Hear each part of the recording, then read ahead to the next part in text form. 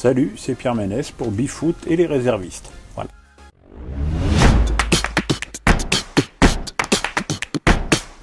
Parce que quand j'ai signé au CFC, c'était la meilleure émission de foot de France.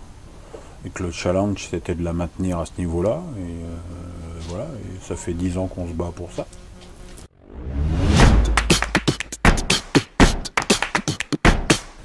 Oui, c'est plus qu'une émotion, hein. J'y repense. En fait plus les mois passent, plus j'y pense souvent.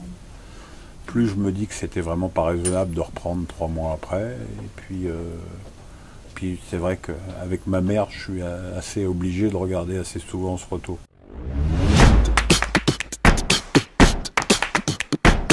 Oui, j'en avais besoin. J'avais pas besoin pour remontrer ma tronche à la télé, ça je m'en fous. J'avais besoin de retravailler, j'avais besoin d'exister à nouveau, de ne pas être ce que j'ai été pendant 7 mois, c'est-à-dire un légume.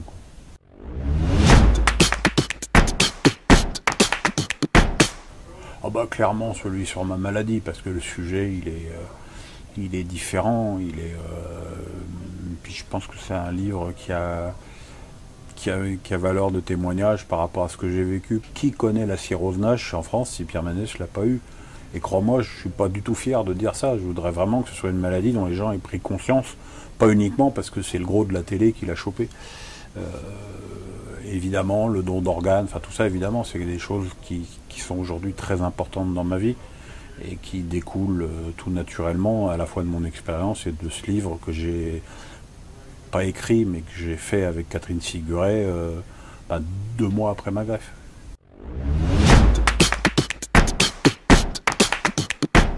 Oui, je voulais pas. Quand j'étais à l'hôpital, je disais que je voulais pas être le Jean-Claude Brialy de la greffe, puis en fait, si, c'est trop important pour moi. C'est une maladie qui va faire des ravages en France dans 10 ou 15 ans si on n'y prend pas gaffe. L'autre jour, j'étais à une réunion avec les laboratoires qui cherchent des sponsors pour d'abord trouver un moyen de dépister cette maladie, parce que pour l'instant, on n'y arrive que par une biopsie, qui est quand même quelque chose d'assez intrusif.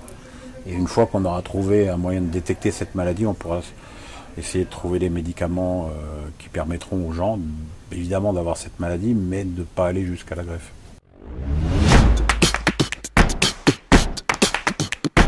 Pas seulement, mais oui, évidemment.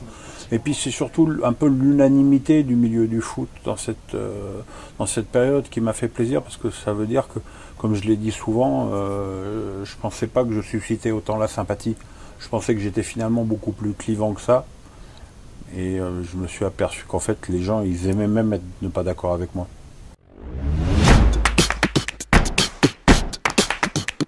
Je pense que le fait qu'on ait un championnat hyper serré à la 14e journée n'est pas un signe de bonne santé.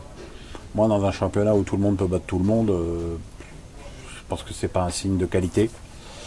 On voit que le PSG a beaucoup d'avance alors qu'ils ont déjà perdu 3 fois.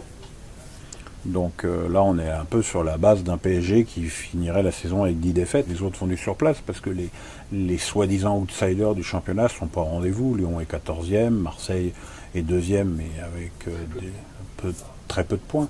Donc je pense que c'est un championnat serré, ça c'est une évidence. Maintenant, quand on frotte ça à la Coupe d'Europe, on voit tout ce qui manque au championnat de France.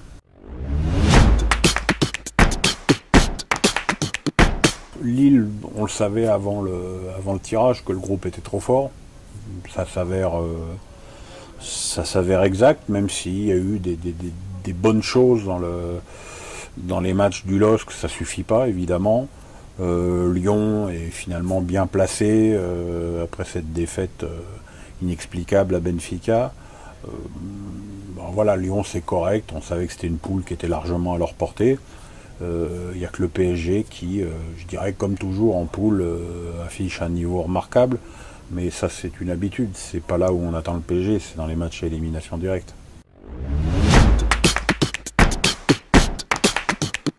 J'aime bien son discours, j'aime bien sa com, et j'aime bien ses choix tactiques. Alors là évidemment, dès qu'il manque du monde, ça devient très compliqué pour ce club. On le sait, ils ont un effectif très réduit, surtout au niveau qualitatif et quantitatif. Honnêtement, s'ils finissaient dans les 3 premiers, ce serait un énorme exploit.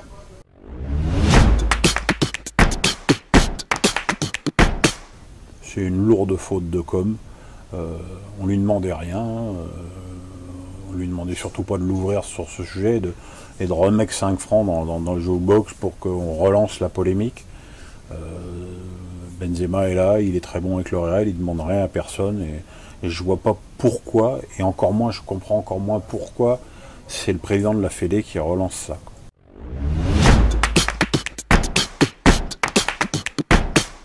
Non mais il est Deschamps, on sait bien qu'il veut pas en parler, donc voilà, au moins il est clair dans sa position, il veut pas en parler, il veut pas donner les vraies raisons de l'éviction de Benzema, mais et on ne demande pas au président de la Fédé de mettre de l'huile sur le feu. Le plus beau en termes de qualité, c'était Manchester United Real Madrid, avec les 3 buts de Ronaldo, le Brésilien, le vrai. La finale de l'Euro 2000, France-Italie. Pour moi, Ronaldinho. Le plus beau stade, Francfort, au niveau architectural, exceptionnel. Exceptionnel. Et j'ai malheureusement pas encore été à celui de Tottenham, qui est, paraît-il, magnifique. Alors j'ai pas été à Bordeaux, il paraît qu'il est très bien, il est vide, mais il est très bien.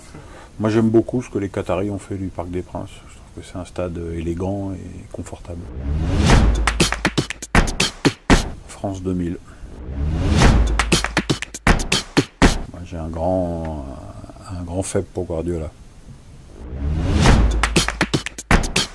Thierry Henry. C'était Pierre Ménès pour Bifoot et les réservistes.